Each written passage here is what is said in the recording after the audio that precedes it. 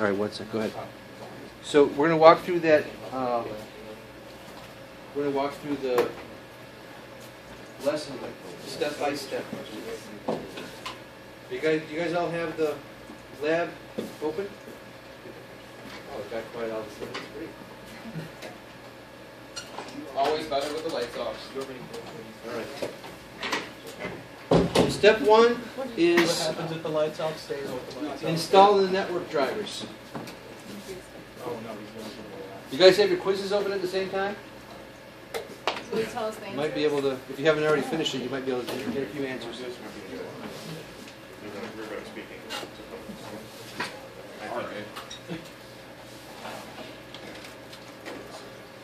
So step one is what? Install the network drivers, I think. So network drivers, if you go into your device manager, pretty much every 2008 server machine that you guys have is going to give you a hardware bang because you didn't have your network drivers installed. You should know how to do that by now. If not, ask a question. As I go through this, just ask questions. I don't care what it is. No question is stupid at this point. So, Don't get any ideas. pull your drivers from the net on Moodle, install them, update. That's pretty simple and self-explanatory. So, why do you guys need your network drivers working? Simple question so you can actually... Go ahead. Did you raise your hand? I think you did. I'll wait until you're done drinking. Go ahead and answer. Yeah, I'm good. No, I know you're good, but answer the question. You don't know? Nope. Okay. So, you guys want to have your network drivers on so you can obviously access the network. over the network. That's kind of the point. If you guys have your quizzes open, these are questions on the quiz. Are you okay? Getting puffed up? Drink more leaves. Step two, you guys need to change your DNS settings. You just find connections out there. Network.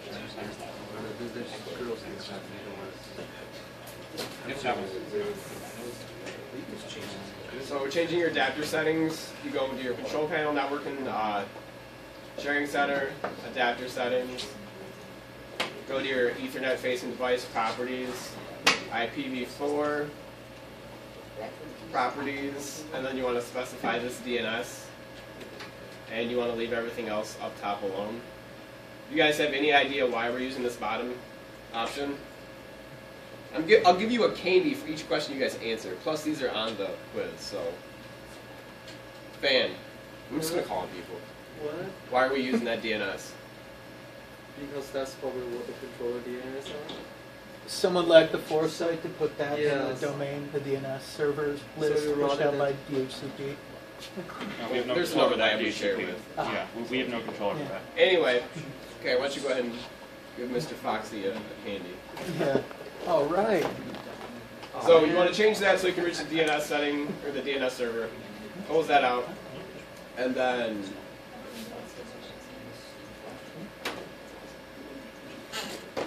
It's Windows.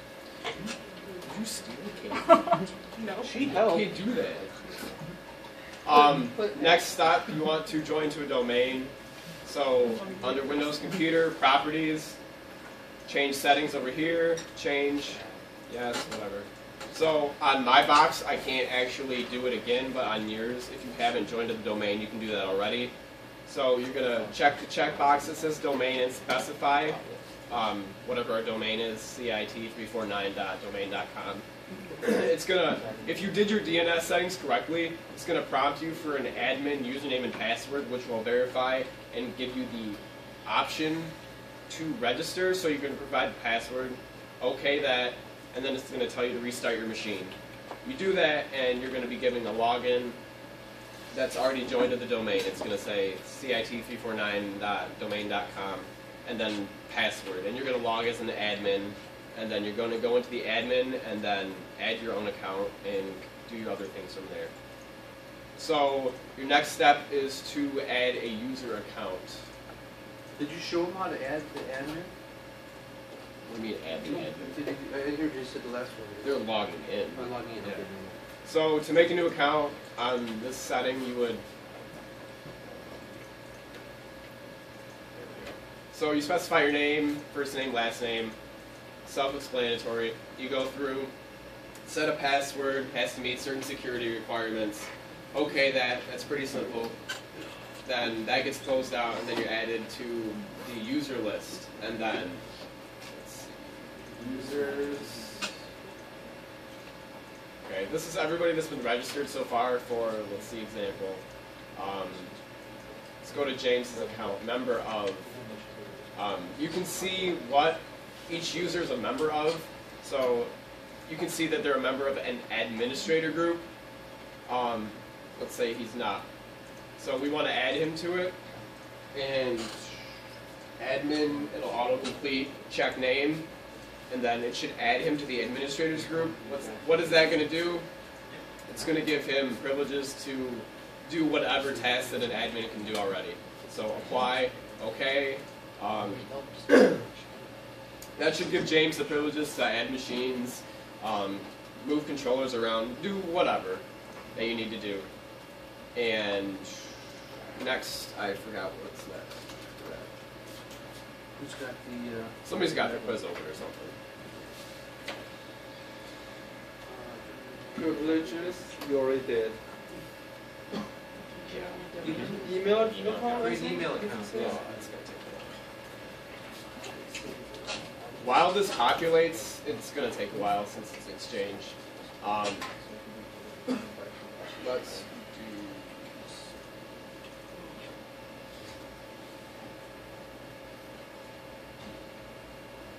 So while Exchange loads, when you guys go in to add DHCP roles, BitLocker encryption, little things like that, it's either going to be added under a role or a feature. So let's say you want to add a role of whatever it is. You go to add a role, next, and then it's going to give you a checkbox list of different types of roles to look through. More important services tend to be under roles. Little miscellaneous things tend to be under features. As an example, BitLocker encryption would be under features. Little things like that.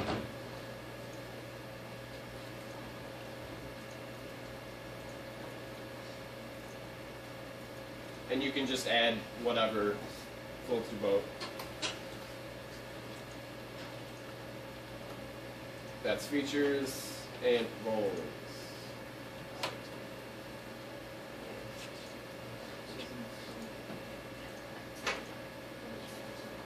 What's the next thing on the list? Exchange is going to take a few minutes. It's like the Just the USB for all users. Yeah. and this was.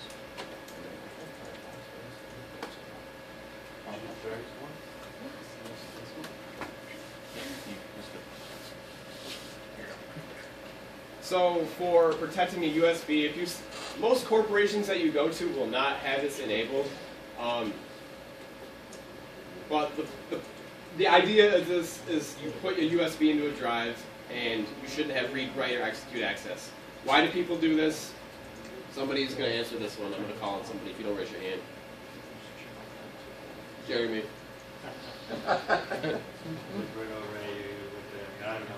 You don't know why somebody would not let you access a USB drive at work?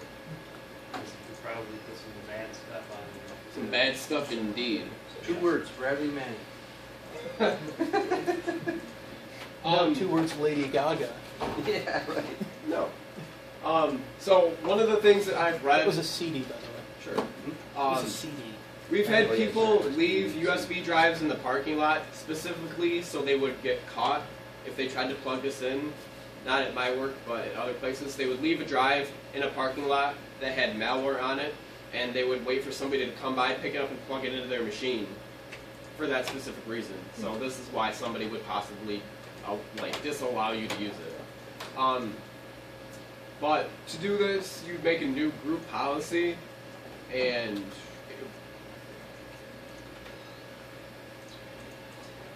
You just right click on the domain and then give it a policy. Actual domain to COT. Yeah. Creating a GPO in this domain. I'm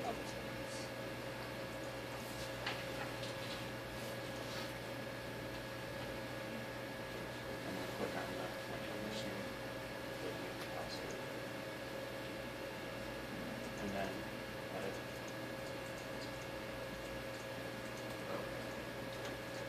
This one specifically is under computer configuration,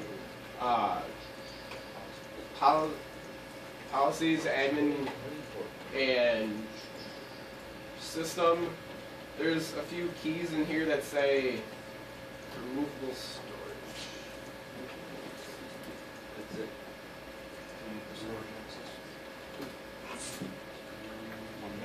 There we go. So what you do is you would go to movable disk, read, write, execute, enable, apply, okay, and just repeat for every key that you want to apply to that group policy. And that will apply to each user, computer, or whatever that is specified in that particular area of the Active Directory you have managed.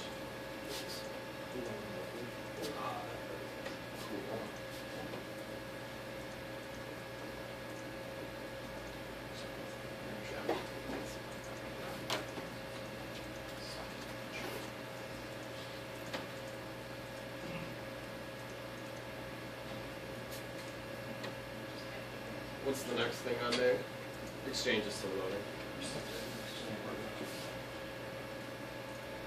I think here's IIS and FTP left. I think that's all I'm saying. So once you get Exchange installed, it's a 20-minute, 25-minute process. It's a bunch of clicking and a bunch of waiting. Install it, go get coffee, come back, whatever. Once you install it, you make mailboxes new.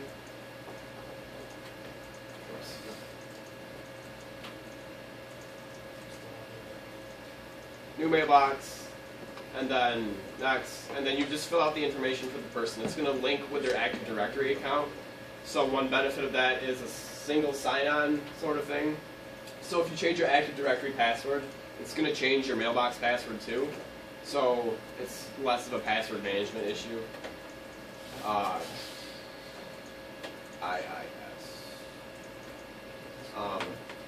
IIS is a little bit like a web hosting tool.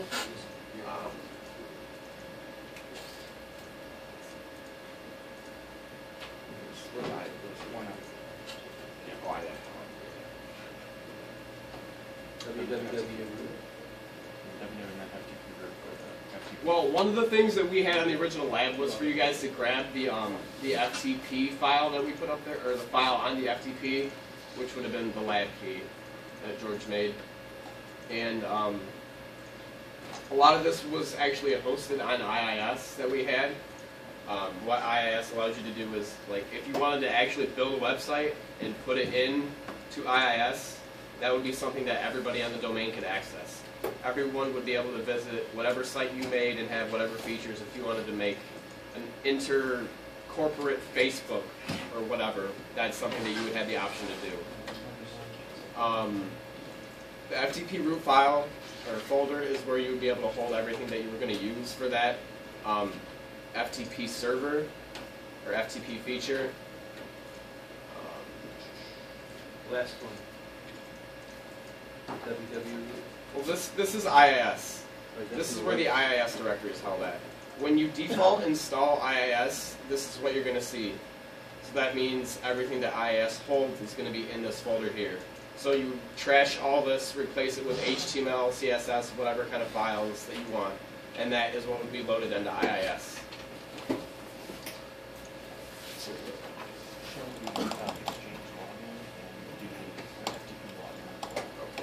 So do the control, HTTPS control, login.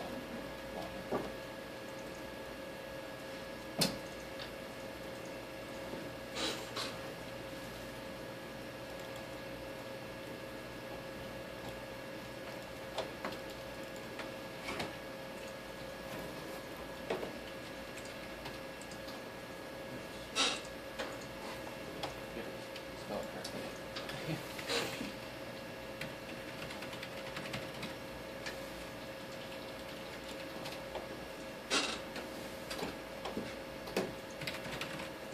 What we're trying to access right now is Outlook. The OWA at the end of the URL stands for Outlook Web Application. We have it modified so that you're going to have to use HTTPS because it's now secure. So you would access this to see your webmail, which if if it decides to load, we'll see that.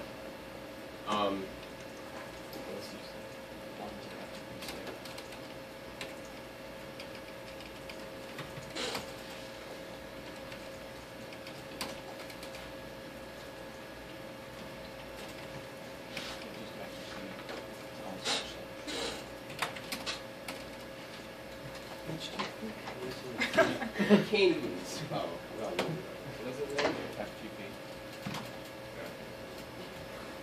It's just FTP. Calls, select calls, controller. It's FTPS.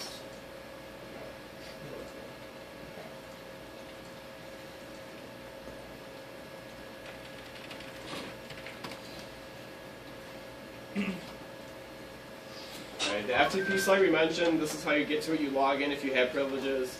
You'll be able to browse, and then you can't actually download anything this exact way. You have to go and view, as it says, to view the FTP site, page view. And we put whatever files up there. You could go and download them, copy them, make a folder, whatever. And this is your Outlook folder. This is your Outlook account. It's the same as your Active Directory.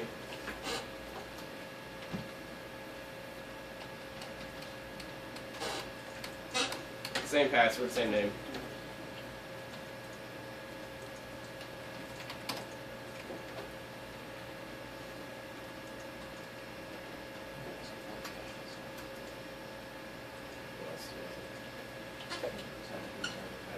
I think once we see this, that might be all. Okay. Well, you'll just see that you can actually log in. You actually have a live email client that will actually work with anyone that has a registered mailbox. So, questions, comments, asking me my favorite color. Oh, thanks a lot. Can I install the Swiss roll? Like, I don't know. What? What? You just said ask your favorite color, so a dumb thing.